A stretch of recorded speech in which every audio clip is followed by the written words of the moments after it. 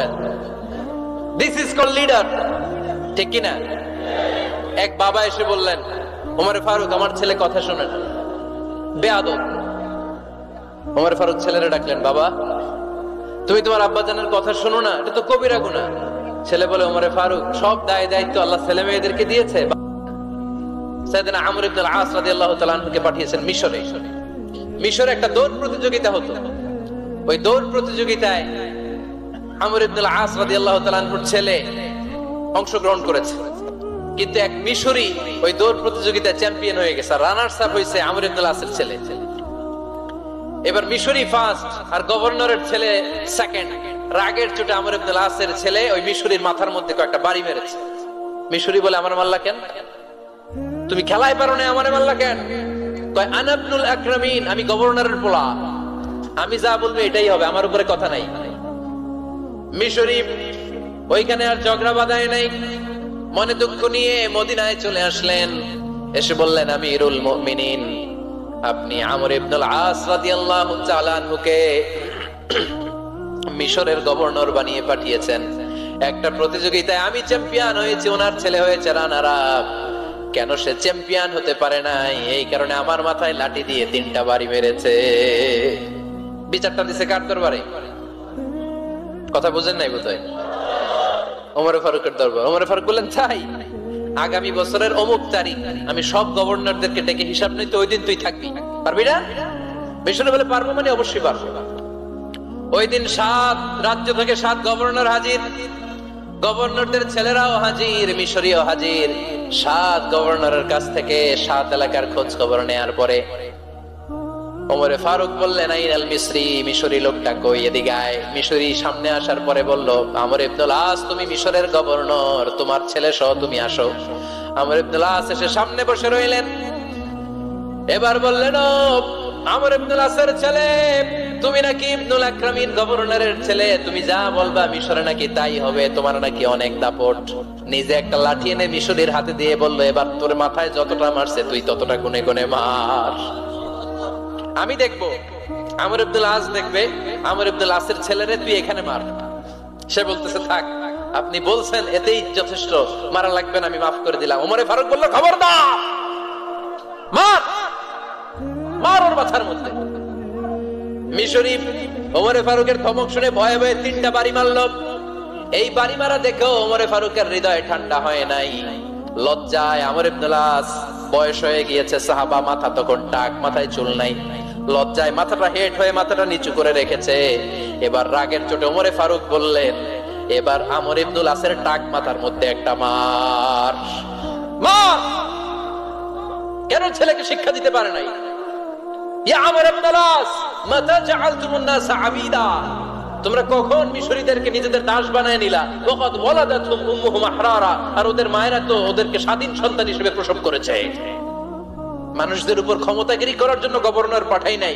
খবরদার, জনগণ তাদেরকে দেখভাল করার জন্য তোমাদেরকে পাঠানো হয়েছে, তাদের উপর কোনো অত্যাচার করার জন্য নয়। চিল্লায় বলেন ঠিক কিনা? এরকম নেতা কয়টা লাগবে? কয়টা? ওই নেতার নাম কি?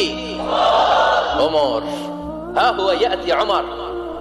22 জায়গায় বিশ্বনবী কয় একটা, ওমরে ফারুক বলে আরেকটা। আল্লাহ বলে, বিশ্বনবী আপনার পক্ষে আমি আয়াত নাজিল করতে পারলাম না, আমি ওমরের পক্ষে নাজিল করে দিলাম। বিশ্বনবী বলতেন, ইন্নালি কুল্লি উম্মাতিন মুহাদ্দাস, সব উম্মতের মধ্যে, সব নবীদের উম্মতের মধ্য থেকে একজন করে আল্লাহ তাকে মুহাদ্দিস বানাতো। মুহাদ্দিস না মুহাদ্দাস। মুহাদ্দাস মানে এমন লোক যিনি যা ভাবতো ওই ভাবনাটাই আল্লাহ আয়াত হিসেবে নাজিল করে দিতেন। বিশ্বনবী বলেন, আমার উম্মতের মধ্যে মুহাদ্দাস হচ্ছে সাইয়েদনা ওমর।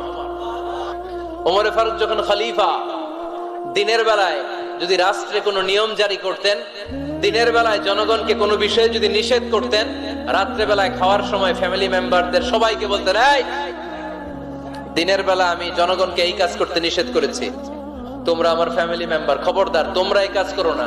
জনগণ করলে যতটুকু শাস্তি, তোরা করলে পাবি ডবল শাস্তি। সুবহানাল্লাহ কইবেন না? আমাদের নেতারা ওই বাড়ির বিচার করে, ওই বাড়ির মাইয়ার বিচার, ওই বাড়ির পোলার বিচার। নিজের পোলা গাঞ্জা টানে, আসরা নাই? নিজের মেয়ে অপরাধ করে, আসরা নাই? কি নেতা ছিলেন ওমরে ফারুক! আগে নিজের ঘর সামলিয়েছে, আগে নিজেকে সামলিয়েছেন, নিজের ঘর ঠিক করেছেন, বলেছেন জনগণ করলে যত বেদ, তোরা করলে double Veda. This is call leader, ঠিক কিনা? এক বাবা এসে বললেন, ওমর ফারুক আমার ছেলে কথা শোনে না, বেয়াদব। ওমর ফারুক ছেলেরা ডাকলেন, বাবা তুমি তোমার আব্বাজানের কথা শোনো না, এটা তো কবিরা গুনাহ। ছেলে বলে, ওমর ফারুক সব দায় দায়িত্ব আল্লাহ ছেলে মেয়েদেরকে দিয়েছে। ওমর ফারুক বললেন, অবশ্যই দায়িত্ব দিয়েছে। তাহলে বলেন আমার বাবার দায়িত্ব কি? উনি বললেন, প্রাইমারিলি প্রথমত 3 দায়িত্ব। আইয়ানতাকিয়া উম্মা, পৃথিবীর প্রতিটি বাবার উচিত ছেলেদের মেয়েদের জন্য ভালো মায়ের ব্যবস্থা করা। 2 নম্বরে আইয়ুহসিনা ইসমা, সুন্দর তার একটা নাম রেখে দেয়া। 3 নাম্বার ইউআল্লিমাহুল কিতাব, তার আল্লাহর কিতাব শিক্ষা দেওয়া। এবার ছেলেকে আমার আব্বা 3টার একটাও করে নাই। এবার ওমর ফারুক রেগে গেলেন, বাবার কাঁধে ধরলেন, বললেন তুই ছেলের জন্য বিচার নিয়ে আসলি, তোর 3টা দায়িত্বের একটাও তুই পালন করিস নাই। ছেলে বলে, আমিরুল মুমিনিন, আমার মা নর্তকী, আমার মা মাজুসি, আমার মায়ের মধ্যে কোনো আদব কাদব নাই, সুন্দরী দেখে আমার মা রে বাবা বিয়ে করছে, আমার মায়ের কাছ থেকে জীবনে কিছু শিখি নাই। 2 নাম্বার সাম্মানি খানফাসা, আমার বাবা আমার নাম রেখেছে চামচিকা। কি নাম রাখছে?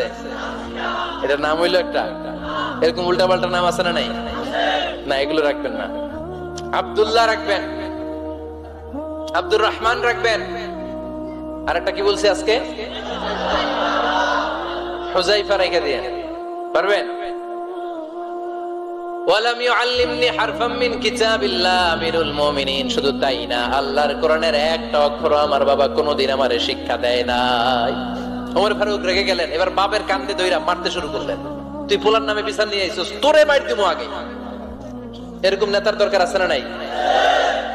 মদিনায় এক লোক তার বউরে রাগের চোটে 100 তালাক দিয়ে ফেলছে। কয় তালাক দেয়ার নিয়ম? কয়টা দিছে? কয়টা? এবার স্ত্রী কাঁদতে কাঁদতে এসে বলে, আমিরুল মুমিনিন দেখেন, আমার স্বামী আমারে রেগে মেগে 100 তালাক দিছে। ওমর ফারুক বললেন, দইরা নিয়ে আয়, এটারে নিয়ে আসা হলো। ওমর ফারুক বললেন, কয়টা তালাক দিয়েছো? কয় 100টা। কেন দিছো? কয় মাথা গরম আছিল। এরকম আছে না? তালাক দেওয়ার সময় সব তালাক, তুই তালাক, তোর মা তালাক, তোর বোন তালাক, সব তালাক।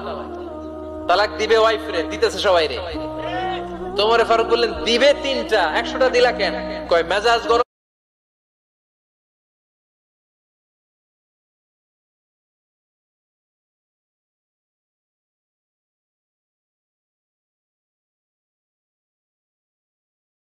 ছিল।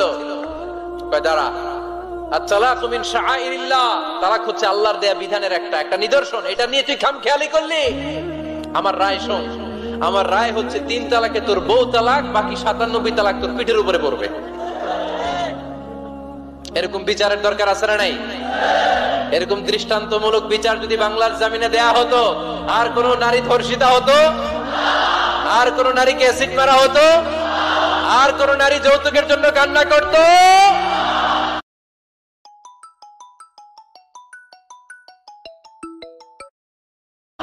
একটা অমর লাগবে, বেশি না।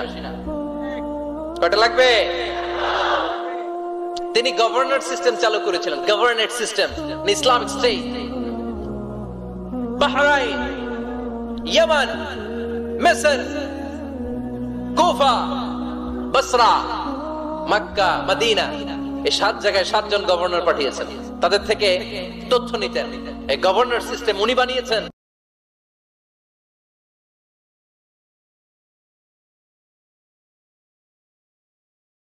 বলবেন